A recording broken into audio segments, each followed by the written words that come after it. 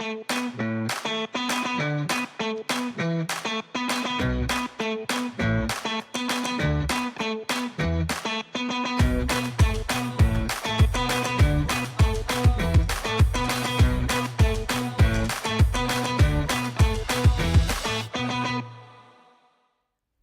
to Let's Talk UCA, the podcast where we connect, collaborate and communicate with chiropractors from around the globe. I'm Holly, and in this episode I'm joined by Laura Beaumont-Perry as we speak with Kirsti Janse Van Vuuren. Kirsti shares her journey into chiropractic and her transition from a mechanistic education to a more vitalistic approach. We explore the philosophy behind chiropractic, the role of personal choices in health, the growing influence of AI within the profession, and the importance of mentorship in preserving chiropractic principles for future generations. Really looking forward to today's episode, and I know that our podcast listeners are as well. First things first, Kirsti, how are you today? I'm good, thank you. Just taking the dog for a walk, so bright and fresh day.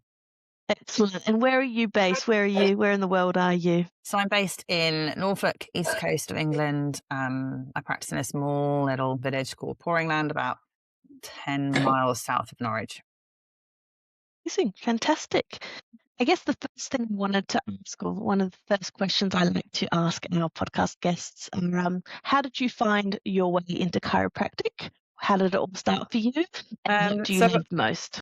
I always knew I wanted to work with people and helping people, but I didn't want to be in a medical environment. I wasn't really smart enough to be a physio. My A-levels didn't allow that. So a friend of mine was going to the University of Glamorgan to do sports science, and I'd thought I would go and study anatomy at Liverpool, but I didn't do very well in my A-levels. So I was just a bit lost and was flicking through the prospectus of my friend who's going to the University of Glamorgan and saw this thing called chiropractic and went, that's pretty cool. Let's see what that's all about. And was lucky enough to get on the second entry year into the Welsh Institute of Chiropractic. So I used to say it found me, but a mentor of mine said, really, you find it. So I think it was lots of things that lined up. So yeah. And I love it. Amazing. And so so you hadn't seen a chiropractor before? No. You hadn't been adjusted, you just went, this is what I'm going to study? Yeah, I had seen an osteopath before. And so my thinking was maybe if I went and did anatomy, but I didn't want to go to an osteopathic or a private college. I wasn't interested in, I wanted to go to university. I was 18. I wanted that university experience. I didn't want to go to a college or a private college or anything like that. So, So went there, did that. And so I had never been checked, never seen a chiropractor. Wow. Blind. So what was the moment then that you sort of really fell in love with it? Because it's one thing going and doing a course. And I know a lot of people, when I was at university, because I also went to Glamorgan, they did the course maybe to get that university experience more than actually the love of the course or the potential job at the end of it. I think it was probably a combination of knowing that I wanted to do something that was going to help people, knowing that I wanted to work with the body, and this kind of ticked all the boxes. So I was already super excited about going and doing that. Why? Because it's a very mechanistic college. So meaning that it's doesn't necessarily have the understanding of vitalistic principles at its core. Well, that's what happened when I went. But that suited me really well because I didn't really know any different from that. So when I qualified, I was super happy. I qualified with a degree that meant that I could go and earn money and help people. And both my parents did vocational degrees. One was a teacher, one was an architect. And so I wanted to go and do a degree that meant that I got a job. So that was box ticked, came out, got a job. But the job I went into was a very vitalistic, subluxation-based job. And I was, my mind blown. I had a complete fish out of water. So that's where my journey started, in really kind of going, what is this thing that I've actually come into? Like, I was taught it was this mechanistic treatment for lower back pain, neck pain, headaches, but actually it's potentially this other thing that I had no idea about. So I think I've fallen in love with chiropractic as I've been a chiropractor. Does that make sense? Yeah. So you didn't know going into that first job how different it was going to be from the uni experience? No idea. even though I'd gone and looked at some offices, like I'd done a little bit of shadowing, but more with the opportunity of can I get a job, not really with the opportunity of understanding what chiropractic is. And I remember going to a guy in Newcastle that did open room chiropractic. I was like, what is this? Just hugging everybody, handing out roses on Valentine's Day. It was very, very different from white coats, regionally adjusting. Very, very different. But exciting. And I think that for me, isn't that great? Now I think it's great. But then I had no clue. I think sometimes as well, though, it's important to figure it out for yourself as you go, rather than, like you say, at university, you just taught that one way. How do you think then what you've learnt along the way has shaped you and your sort of family with, starting off from that mechanistic education to where you are now?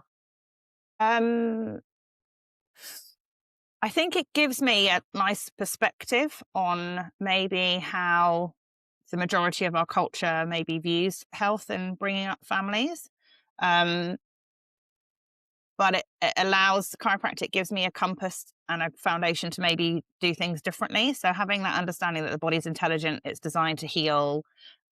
You ask a different question around maybe things like, oh, why my kid's creating a fever, and even that language of creating a fever is different. You're more excited about it. It's like inquiring, like, why is your body doing this?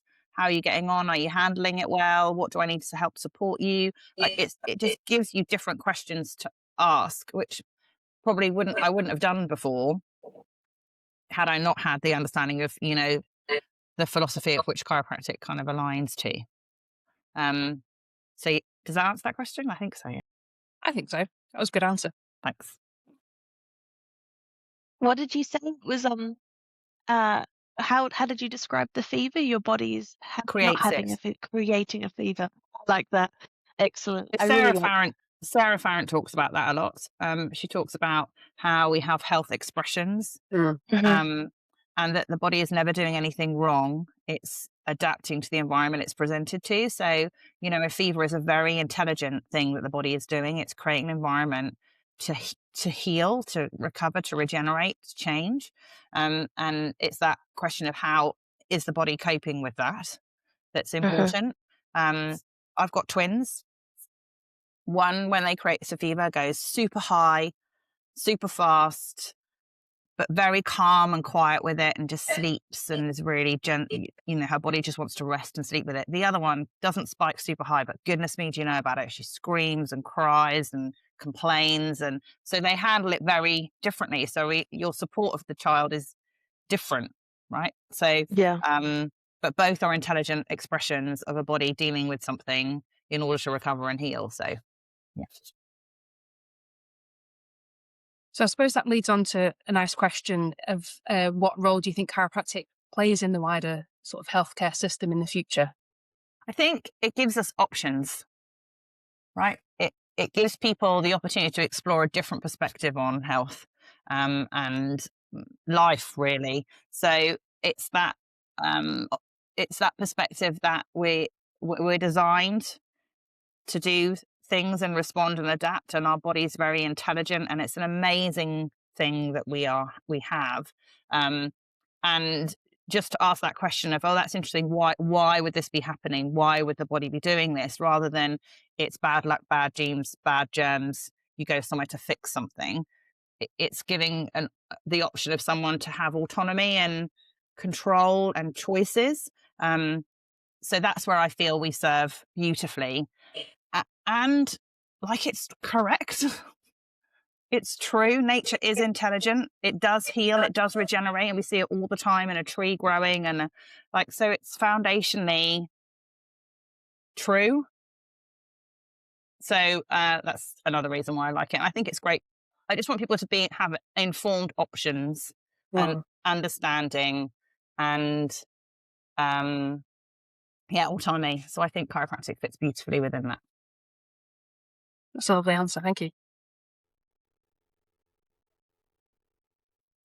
One of the questions I sent you yesterday, I don't know if you got it, was how would somebody know they're healthy? Now, I saw this on a Facebook post and it really spiked my interest because I don't know how I would answer that question, which is why I sent it to you in hope that you might have a chance to prep rather than me throwing you in the deep end. So I think being healthy is your ability to adapt. So someone would say, like the fever question, oh, that's not very healthy. It's completely healthy. Like, it's a completely healthy response. I think healthy is, there's a quote of what health is, which is that physical optimal well-being without the absence of disease. But it's an expression. So you being healthy is an expression of that. It's an expression of the choices that you've made. So for someone that maybe has chosen not to sleep very well, eat very well, move very well, they'll be expressing the best health they can with those choices that they've made. Now, I might not view that as healthy choices, but I know their body's doing the best health expression it can based on those choices. So for me, health is the cumulative impact of the choices that you've made. So healthier choices, which are common sense, but they doesn't necessarily mean that's common. That's what health is, right? Cool. That's a lovely answer again. Yeah. That is. I want to ask, how do you think some of your patients would answer that question? Like if perhaps you had a brand new patient or even a patient for, 10 years or so, if you were to ask them, what is your definition of healthy, what do you think their answer might be? And, hopefully how it may have changed over their time, with chiropractic care. Oh, I'd love for them to say optimal well-being, like functioning really well, but they're probably going to say feeling good. Yeah. And hey, that's true, right? Because if we express health, we generally feel good, right? But you can also express health and feel awful, like food poisoning. You're going to feel really awful, but actually it's very healthy. So it's your body getting rid of something it doesn't like. So it's just rewording that. But everyone, even the most educated patient, client, would say feeling good. And that's true and correct. But you might just have a conversation around, actually, isn't it functioning well too? Yeah, I think long-term clients would probably say, they probably have the ability to say, oh, but I know that my body, I might not feel great, but actually that's a very healthy thing that I'm doing. Does that make sense? Yeah, so I think that would probably be the answer.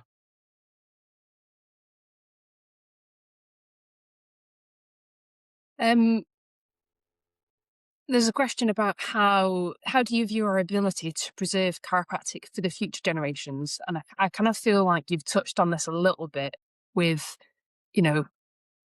the choices that people can make and having more choices and more options and more questions. But yeah, how do you see that? So from a professional point of view, I think it's really important that we align to a foundational, a foundational truth that chiropractors are different because we locate, detect, and correct vertebral subluxation. Like, that's what we do. That's what makes us distinct and different from every other profession in the world. And if we're not careful, that's going to get diluted and lost. So it's very important that we constantly reflect and talk and mention that the whole time that we're with the people that we serve and within the profession. Like, you can do other stuff. Like, I'm not saying you can't do other things, but it's just really important that you make sure that you say, let's check and correct what we're finding, and make that the foundation. That's vital. And in order to be able to do that, you need to have good people around you to support you. So mentorship, for me, is a vital part of what keeps chiropractic growing and flourishing. And that might be small little mentorship groups. Like, I've got a lovely little group called the Chiropractic Partnership. One of 4 practices. We meet once a month, kind of go through chiropractic stuff, like in our practices or in our lives, and it's so important because we're this outlying profession with a very different perspective to maybe common culture on health and how we can live our lives, and so we need to kind of look after each other, and that's what mentorship does. I also think it's very important that as maybe more seasoned chiropractors, we help support those that are studying or new in practice. And if every chiropractor could sit and have a cup of tea over Zoom with a student or a recent grad, I'm talking like 20 minutes over a lunch break, and just talk through what life is like what you're doing, how you're getting on, maybe a case or something to do with the GCC or whatever it might be, and we just start that conversation, that's going to allow people to really just gain an understanding of the importance of this thing called a subluxation and what it does and how it affects us and why the body would create it, and just that certainty in what it is. And, the principles of chiropractic based on that, the body is intelligent, it's designed to heal, those sorts of things. Got to be a different landscape. It doesn't cost anything either, right? Yeah, time. But 20 minutes over a cup of tea, that's nothing really. So mentorship. That's some beautiful reminders from your talk in October. I really enjoyed that. So thank you again for that. Thank you. You sort of touched on the GCC a little bit there. Yeah, there's a sort of couple of points around, how both the UCA and the GCC sort of recognizing, what we do day to day. And, you've kind of touched on it again with the different sort of definitions of health that you brought in. The things that we see day to day isn't necessarily the things that we creep up in the big research papers, but it's an inherent part of, what we do and what we see. So yeah, I don't know if you have an answer to that question. I think that unfortunately, people that are doing people that are subluxation based chiropractors, generally just in the trenches looking after people, right? We've and unfortunately we've not. I felt a bit like we get down the trenches and we're working, and then suddenly we put our head up and we go, "Oh my goodness me, where's chiropractic going? What's going on?" And these big leaders of our profession within our regulatory bodies may have different perspectives on what chiropractic is, and they've just set down the rules as such, the codes. And so it's on us, right, to try and shift that understanding. But we live in a culture that is symptom orientated and evidence based. And so you've got to kind of play the game a little bit if we're a regulated profession. But we do have a responsibility to just question and be strong in our understanding of what it is that we do. So that again is that idea of these small little mentorship states, because I do think it's going to feed into a greater understanding that then we can help to shift the conversation within those regulatory bodies. And I'm very guilty of it, right? 25 years nearly out of practice. And I was working, raising a family, doing my thing, figuring out who I was and what I thought chiropractic was and how I really gained a good understanding of it. And now we have these shifts and changes, and I'm like, oh, hold on a minute, that's not chiropractic. When did that happen? So, that's on me to try and shift that and make it different. And how do you think that could happen? Because obviously we're hearing you say about, in the trenches and different mentorship groups and things. I see a lot of people in our profession in the exact same scenario that you've just talked about there. So if someone was listening to this going, well, that sounds just like me, I'm busy with work, I'm busy with the kids, etc. What would maybe your advice be as a starting point? Just get really clear on what chiropractic is and talk about that within your office with the people that you're serving. Like, just get really clear on it, which is that we check, locate, and detect vertebral subluxation. That's what makes us distinct as a profession. So talk about that, and then find other chiropractors that talk about that, and then hang out, and then talk about things. And then when you have opportunities to speak with the GCC, talk about it with that. Like, just start this. I'm a bit of a gentle whispering chiropractor, right? I'm not a big shouty. I'm not big on social media or anything like that. But just gently, consistently repeating the same foundational truths again and again in what you do every day in every environment. And it will change, or it won't. And then there'll be consequences if it doesn't, right? So that's what I would encourage. I would encourage the person in the trenches to just seek out and speak 20 minutes over a cup of tea. Like, just start doing that. I suppose as well, you're sort of talking about encouraging people to create opportunities. Because again, if you're just in the trenches doing your thing, it's fabulous, but you're not going to create those opportunities for change. Yeah, it's my favorite quote is the best way to predict the future is to create it. Right. So do little things that create a change. Right. And it might not be an instant change, right? This is not an instant gratification thing, right? This is a slow, gentle shift into something different. But our culture is shifting, right? We've got young people now that are seeking out, right? How can I be better because my parents are still sick, right? So we have a big cultural shift happening. Like kids they're not doing the same thing that I was doing 20 years ago.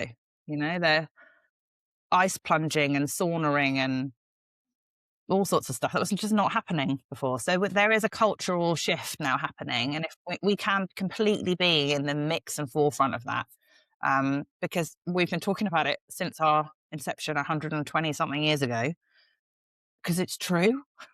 So quietly whisper, seek out, question things. You know, don't stay stuck in your little space. I love that.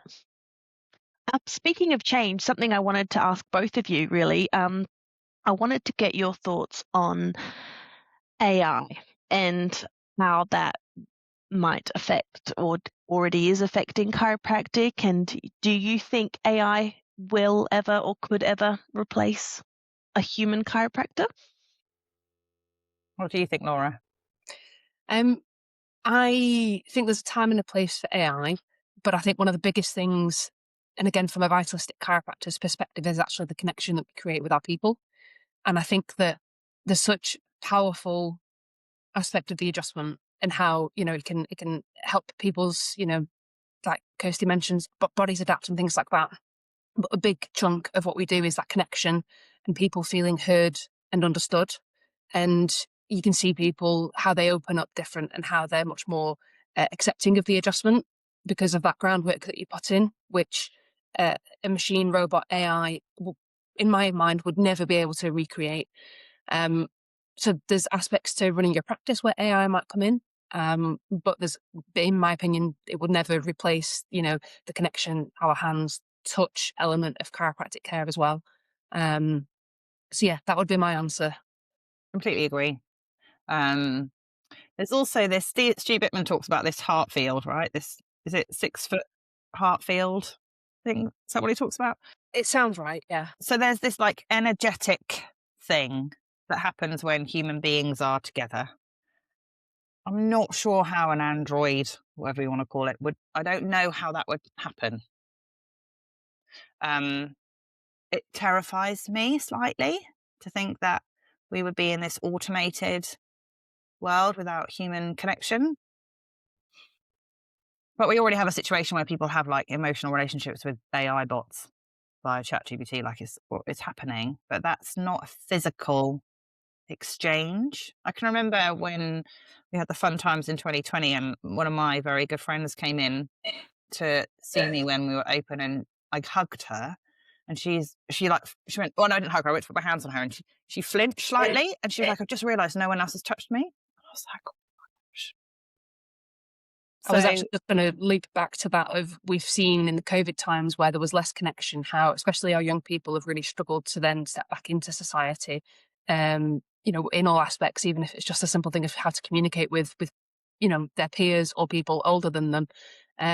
So again, if we lose that, we lose a big part of society that, again, in my mind, it would only, you know, society would only go downhill. It wouldn't be an improvement. No. I can't even. As a mum of 3 girls, that absolutely terrifies me. The thought of this unconnected, autonomous world. You know, and I do see there's benefits from a system stuff with AI, like clever little things that run behind the show. Yeah, I was going to ask that if either of you use AI for, you know, any admin parts of your day-to-day work life. Unconsciously, I probably do. I'm sure there's some AI stuff within Practice Hub I don't know about. I was thinking the same thing, to be honest. I've got, I suppose I call it automated. There's a lot of stuff that's, you know, you set it up and you can just click and go. I use ChatGPT a little bit for ideas. Or if I'm writing an email and I realise my email's a little spicy, pop into ChatGPT and say, can you soften this a little bit, or can you change it? And then it'll give me ideas on how to reword my spicy email. So moments like that, but I would never just pull stuff from, say, ChatGPT and use it, because it's not me and people can hear it's not me. Yeah. But ideas, yeah. But then again, is that a good thing? Because it reduces my brain's capacity to create, because I'm then using something else. So is it going to change? Is it going to, creativity, is that going to be changing in the future? Because people, instead of figuring it out for themselves, relying on technology a bit more. Yeah, we had that conversation about, she wrote this book, Untamed, Glennon Doyle. She talks about that we're losing a generation of artists and musicians and poets because ChatGPT does it, right? So that's terrifying. Although a client of mine once said, but it gives us the opportunity to be creative. And I'm like, but why are people going to be when they can just go and have someone else do it for them? My daughter had to create a Christmas card for school, and she said, I just want to look up some ideas. And I went, no, here's a blank piece of paper. I want 20 doodles before you even remotely start to look at some image somewhere else. And she came up with something really beautiful, but I had to kind of push. She's only 10, right? And she had to push that. So it's true, Laura, like that. I find it helpful to create structure. Like, I want to do this thing. Can you give me an outline? Yeah. So I like ChatGPT for that. And then I can fill in the bits around it, because sometimes there's so much information that you're like, I just need someone to filter it out for me a bit. But I don't like the idea of some automated bot delivering a correction. Let's put it this way. It would be interesting if we got to that point, but I still think there would be a huge market for human chiropractors, because there's going to be still a massive group of people that want that human element. I know somebody that didn't want to go to a practice because they had a virtual team on the phones, and they wanted to speak to somebody in the practice. So even though that's not AI, step away from the practice, they chose to go somewhere else because of that. So, that's a little stepping stone. But yeah, still think, a lot of people would want the real thing. I think I already do it anyway. Like, if I go to a supermarket, I kind of don't want to go down those self-checkout things. I try and go to people. And there are times when I see a massive queue, especially if people, maybe those retired, like that might be their only contact with a human being. So that they could already use some AI. Not that I suppose there is some form of AI. Have you noticed they've got screens? They don't work if they don't see your picture. Anyway, watch, because my friend once tried to cover the screen and it wouldn't work. Anyway, let's digress. You might not put that in the podcast. But I'm just saying that people want that connection, and it's already happening with supermarkets. That's true. So I didn't even think of the supermarket comparison, but yeah, it's not it's that we're like true. a supermarket as chiropractors, but no. So some final questions I wanted to ask. I guess a bit of like a rapid kind of fire questions, just to wrap things up. If you were to have dinner with 5 other people, who would they be? Dead or alive? 5 guests at your dinner party. Who would you choose and why? I'd like to speak to Mabel Palmer. Mm-hmm. I'd like to have a conversation with Reggie Gold, just because he's pretty cool. Probably, are we talking chiropractors or anybody? Anyone. I'd love to have a conversation with Heath Ledger. Like, I just think he was really cool, and I was really sad that he went. He had a mega mind. Who else? Probably my dad. Love to have a conversation with my dad, and probably my grandma. So my dad's mum. So those, I think that'd be an interesting table. It would be a mix. Just in case some of the younger generations don't know Mabel and Reggie, just quickly, maybe instead of telling us who they are, why you'd want them at the table. Okay, so Mabel Palmer was probably the first woman in chiropractic. And she was married to BJ. Well, yeah, BJ? DJ? Can't remember. I don't know. One of the founders of chiropractic. And so how does she manage that? Like, as a woman being married to those individuals. Reggie, do I talk about who Reggie is?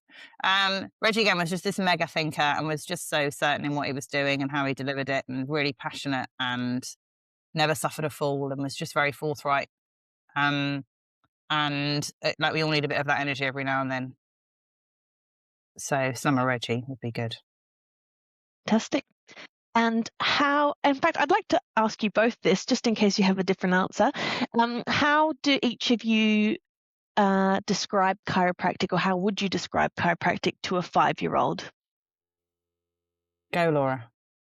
I would keep it really simple. And yes, it goes a little bit from a feeling point of view, but again, it's how 5-year-olds understand it. And I'd go down the road of, I'm just going to help you feel more comfortable in your body and be able to do all the stuff you want to do, whether it's jumping on a trampoline or sleeping all night. That's what we're going to do. I say that chiropractic helps your body work really well. It helps unlock your superpowers. I like that. Superpowers, good one. And my last question, and I want to ask you both, if you could finish this sentence, chiropractic is awesome. Beautiful. Very similar. My brain put a swear word in this to start off with, so I'm not going to swear. It's chiropractic is fantastic. Amazing. Yeah. Awesome and fantastic, and no bleeping required for the podcast editors. Amazing. Well, thank you both so much for joining us today. And to everyone listening, if you have any suggestions of anyone else you'd like to hear in the upcoming episode of our podcast, contact the UCA. We're always open to ideas and suggestions, and keep your ears out for the next episode. Thank you, ladies. Thank you so much. Thank you. Thank you. We hope you enjoyed today's episode of Let's Talk UCA. Your feedback will help us deliver new topics and guests for future episodes. The bios of the interviewee and co-hosts, along with our contact links, are included in the show notes below. Thank you for listening.